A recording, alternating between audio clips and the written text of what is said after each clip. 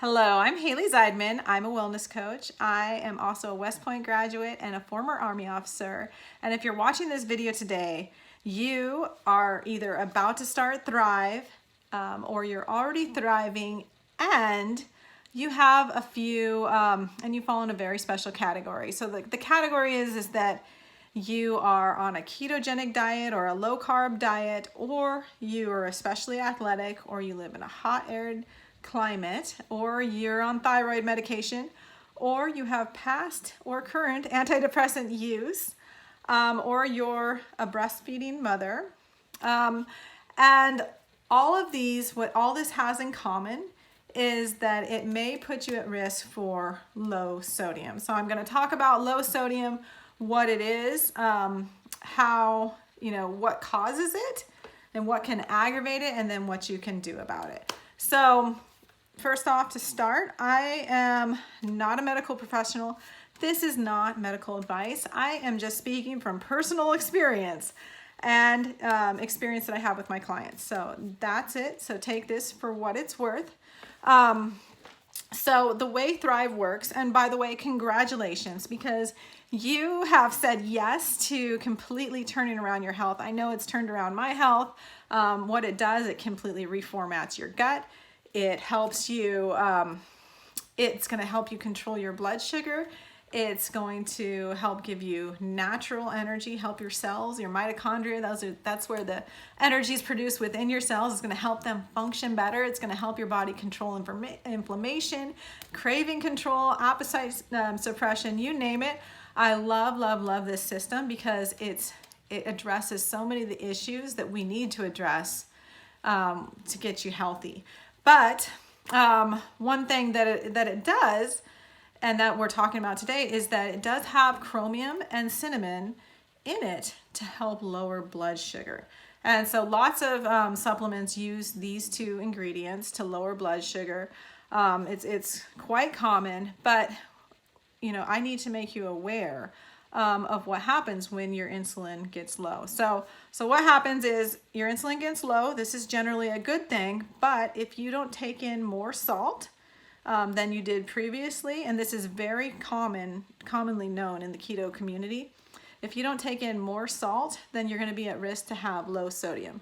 So unlike, it's common knowledge that salt is bad for you. It's actually not bad for you.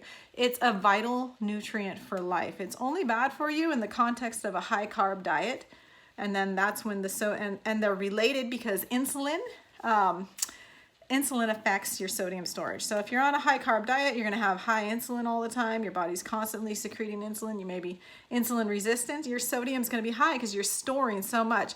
When those insulin levels come down, then your sodium storage also goes down. It may get lower than it needs to be. So what needs to happen is you need to take in more salt. You may need to take in a lot more salt, especially if you're already low carb, and then you add in some insulin lowering supplements. So it needs to be back here and normal. And so some of the symptoms that you can experience when you are low carb, when your insulin levels get too low and your sodium is too low, is that you can get nausea, you can get a headache, you can feel dizzy, you can feel like you're floating, you can get muscle cramps, you can start craving carbs. That's your body telling you, hey, let's get this sodium storage up. And it's not necessarily, the answer is not necessarily to consume more glucose, to consume more carbs, to get those insulin levels up. A lot of times it's just that you need to take in more sodium. So what can you do about it? For number one, you're going to be proactive about it. You're going to put about 9 Himalayan pink salts in with your shake. It tastes really good, or you can just have that separately. Or you can do what I do. I use some electrolyte tabs that you can just buy off Amazon. The brand I like is called Precision Hydration. I like the 1500s. You can split those in half. I have quite a sodium draw because I fall into almost all of the risk categories.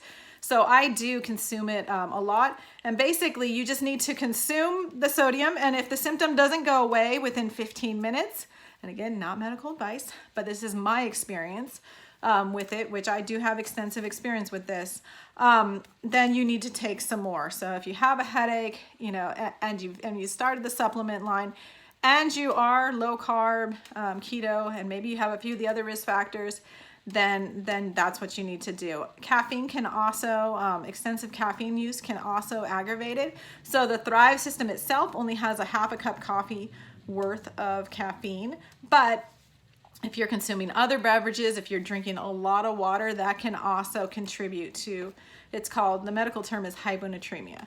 So with that, please reach out to me directly if you have any questions about this at all. But this is just something that I wanted you to watch, this video that I wanted to make on my own initiative, because you know, it is something that we struggle with in the keto community, and it's unpleasant, and it can cause people to not want to continue on Thrive. But it's such a simple fix, and if you're proactive about it, or if you know what to do and you can identify the symptoms, you can just take in more salt, and then you'll be good to go, and you can continue to thrive and continue to walk the walk on your health journey. So with that, be well.